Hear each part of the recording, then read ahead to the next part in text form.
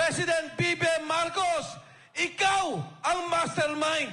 Ikaw ang dapat mahiya.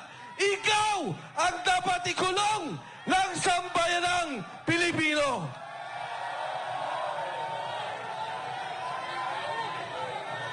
Ang tunay na mastermind, ang tunay na nagbebenepisyo sa korupsyon, pondo ng sambayanang Pilipino. Yan pong pondong yan, pera nyo, binabayaran natin lahat yan. Buwis yan ng taong bayan. Tapos ganyan lang ang mangyayari. Paano ang edukasyon? Yung PhilHealth, kinunan nila yung pondo. Paano ang mga na-ospital? Hirap na ang mga Pilipino. Pero ngayon narinig natin, bilyon-bilyon ang nawawalang pondo. Pero dito sa akin nakikita, yung pagsalita ni Saldico, wala na pong kaduda-duda.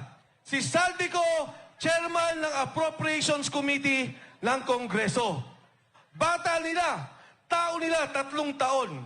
Hindi ka magiging chairman ng Appropriations Committee kung hindi ka pinili ng Pangulo. Si Speaker Martin Romualdez, pinili ng Pangulo. At yung pondong yan, sila ang gumagawa. Sa kasaysayan po natin, ngayon lamang nangyari ang ganitong korupsyon. Ngayon lamang ang nangyari ang ganitong nakawan. Ang sitwasyon po natin, ang mismong sindikato, ang administrasyon, ang Pangulo, ang nangunguna sa sindikato ng Republika ng Pilipinas.